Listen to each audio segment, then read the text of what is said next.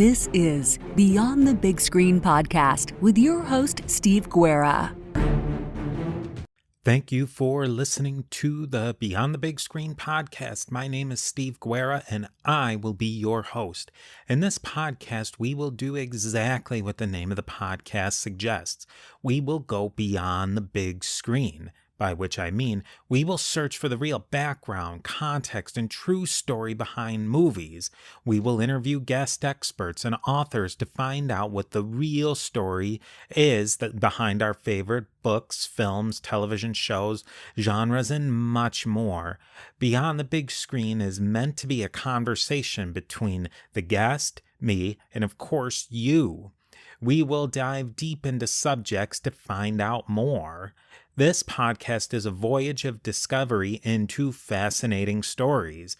We will dive into topics on science, history, sports, religion, literature, art, architecture, and much, much more just to get started.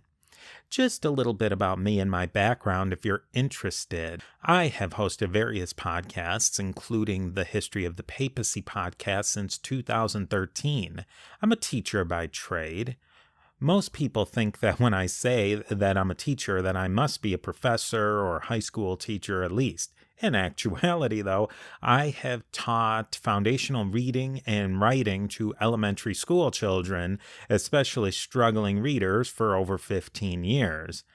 I don't know if that experience has helped me as a podcaster. I'd like to think it has, though. It has maybe informed the way I approach topics.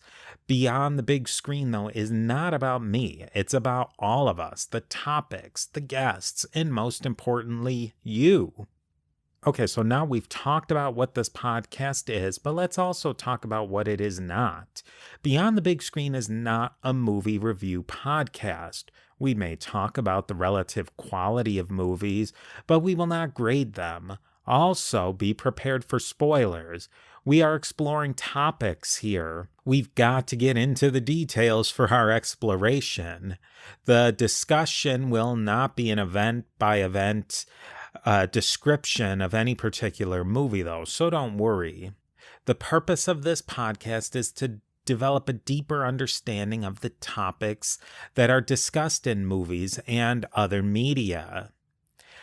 I really appreciate that you've decided to come along with me on this journey. Add your voice to the conversation. You can like us on Facebook and Twitter by following the links in the show notes. You can also email me with questions, comments, or show and guest ideas. Send those to steve@a2zhistorypage.com. I always appreciate your support as well. A great way to support Beyond the Big Screen is to leave a rating and review on Apple Podcasts. These reviews really help me know what you think about the show and help other people learn about Beyond the Big Screen. Leave ratings and review on your podcatcher app of choice. If you like Beyond the Big Screen, tell a friend. Tell more than one friend. Keep your podcatchers updated for new episodes and updates all the time. If you are listening to this podcast on or around June 28th of 2021, when the podcast is launched, and you go ahead over to iTunes, search for the podcast, and leave a rating and review on iTunes, you can go over to beyondthebigscreen.com to learn how you can enter into a drawing to win a $50 Amazon gift card. That will be ending soon, so definitely go and do that right away. But we will also be having periodic drawings and contests for other merch, so I think you'll definitely stay tuned for more like that. Now listen to the next few minutes and you will get just a small sampler of teasers from a few of the great conversations you will get to join in on Beyond the Big Screen. You'll hear from the great Eric Fogg of the Reconsider podcast. You'll be hearing a lot from Eric. He has really thought-provoking insights and incredible passion. You'll also hear from some incredible authors like noted New Testament scholar Bart Ehrman. We talk frequently with someone who you are likely familiar with, our own Scott Rank of the History Unplugged podcast. Finally, the last little teaser we have is you will hear a little bit of a very personal story of a veteran storyteller and podcaster, Ray Christian. I hope you enjoy these teasers, and I will see you next time beyond the big screen.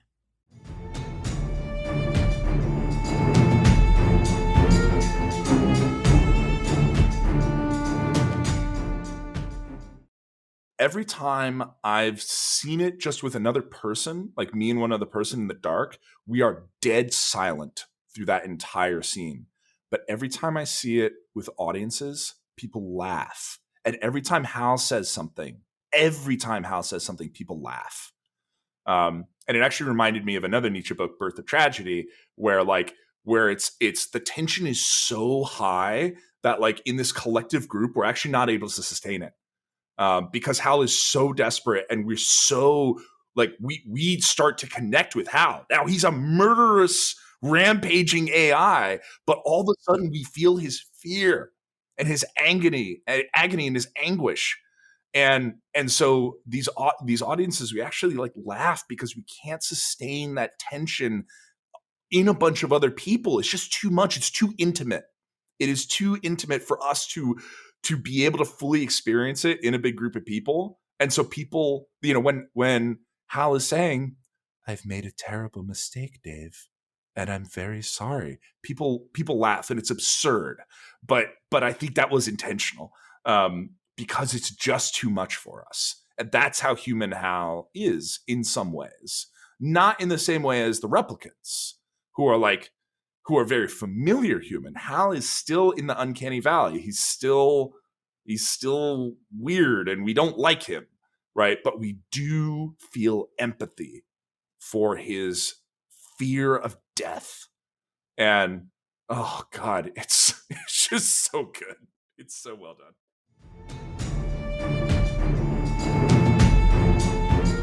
What was moving Christianity forward through the 100s and the 200s and the 300s in this movement towards becoming a dominant religion in the Roman Empire? Was it fait accompli at that time, or were there some things happening along the way? It wasn't at all a fait accompli. And you might think if you go from 20 people to 3 million people in 300 years, you've got to have some mass conversions going on. There need to be like these Billy Graham rallies where thousands of people come forward. I mean, how else is it going to happen? What I argue in my book is that it doesn't have to be that way. There was a sociologist of religion some years ago who wrote a book about this topic. Rodney Stark wrote a book called The Rise of Christianity. Stark is not a historian of ancient Christianity or of the ancient world, and his book actually didn't get received very well by biblical scholars or by scholars of early Christianity because there are a lot of problems with it. But the one thing about him is that he was a sociologist, and nobody can crunch numbers better than a sociologist. And so what he knows how to figure population growth. And so what he did is he did something that nobody had ever tried before, which is he crunched the numbers. And he asked, how do you get from a small number early on to 5 or 6 million 300 years later? And what he shows is that you don't need to have massive conversions, and you don't need to have a miracle. All you really need is steady growth. And in his book, he argues that what you need is for the Christian church to grow at a rate of 40% every decade. In other words, if this year you've got 100 Christians, in 10 years from now you need 140 Christians, which means basically you need to convert 3 or 4 people a year. The 100 of you need to convert 3 or 4 a year. So what I do in my book is I show why his Stark's numbers are problematic in a lot of ways, but I show why the basic idea is right, and I tweak the numbers and I come up with, they're fairly comparable numbers actually, because it's absolutely right that what happens is you can, if there are 100 of you and you convert, say 3 or 4 people this year, If it's 1,000 of you, then that 3 or 4 people is 30 or 40 people this year. If it's 10,000, then it's 300 or 400 of you a year, and you just keep going up like that. When you got 1 million people, and if you're converting, say 3%, well, okay, yeah. So 3% of 1 million is 30,000 people in 1 year. So then, at the same rate of growth, you're converting 30 or 40,000 people every year, and you do. So it's an exponential curve. And so what I show in this book is that early on, Christians are a very, very, very tiny little minority that nobody's ever heard of, and that's true even by the year 100. We sometimes think that Christianity 100 is starting to make a big impact on the Roman Empire. If you actually crunch the numbers, they're probably less than 1/60th of 1% of the empire at that point. And so most people have never even heard of them. But you keep going at that rate of growth, and when you get to about the year 300, you're up to 3 million people. And so it's a highly significant number.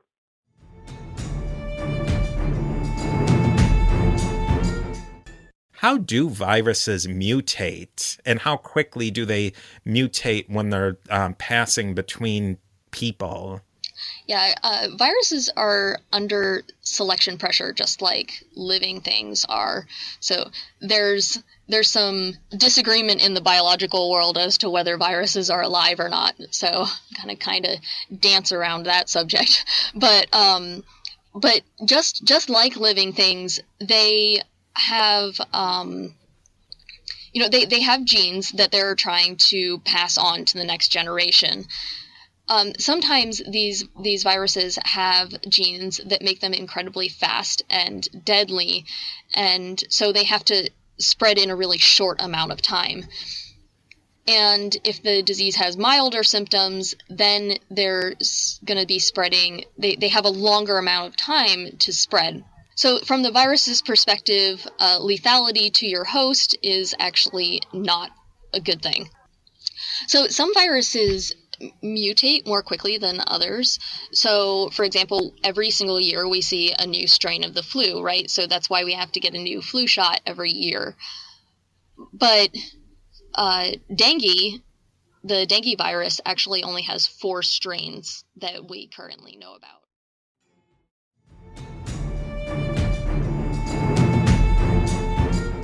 Does John Wayne, and Mongolian is a Turkic language, if I'm not mistaken. So with your expertise, John Wayne obviously nailed a Turkish accent, right? Yeah, it was really good. I mean, well, it's when you watch it, he is not doing anything different in his voice from whatever you would see in any John Wayne movie. He does not do anything but be himself, and which there are a couple times in this movie where it works because his actual character is completely unlikable.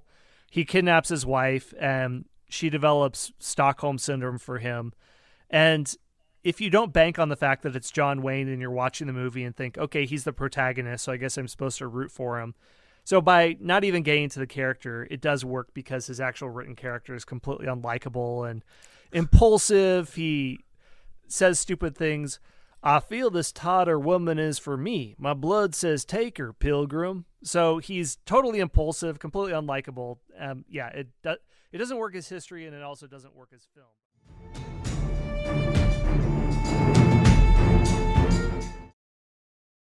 As a 17-year-old, what were your motivations for joining the military? And did you get a sense of any of those things going on, or was the military what was that feeling at that time? In the neighborhood, I can recall plenty of guys who were getting drafted, plenty of them who ended up in the Marine Corps. I can see in my mind's eyes these teenage guys that I knew were playing high school football, and within a year or two, they were drafted into the military. Some of these guys weren't the best scholars, or some of them were dropouts. They still ended up getting drafted. Anyway, in later years, there was still this thing in the community, in poor communities, that being in the military is better than doing nothing. And I think that when you come from a background that's harsh or hard or extreme, risking your life in a job is not that all unusual. The military is a shot. They pay you money. Yeah, you could get killed, but you could get killed fixing a car, just walking down the damn street. So it's a different kind of mindset and environment like that. You don't get as many people who join purely for patriotism. Now, my exact motivation was I thought I would check their block, get some respect. Maybe I'd get a little training. I had no intention of being a career soldier. And when I joined, there were a lot of people that had that same general reasoning. There were guys who graduated from high school or didn't graduate from high school, young, kind of athletic, didn't really have anything going, factory job maybe. The military was interesting. And for me, I was also looking for the excitement angle. And that may not have been everybody's cup of tea, but I had that, had no other options. It was appealing to me. That sounds too like you were probably coming at a time where the factory jobs, it was probably on the horizon that some of those jobs weren't going to be there very long. Oh, it was becoming very, very clear as you saw people losing those jobs. I can remember when I was in high school, people actually dropped out of high school to get jobs at the tobacco factory. Now, thinking back in that time, minimum wage was about $3 an hour. Guys could drop out of high school and get a job at the tobacco factory for $6.50 an hour. And I can remember guys dropping out 10th, 11th, and 12th grade. But within about 2 years, all those guys were laid off from those factory jobs. It didn't last. Didn't last.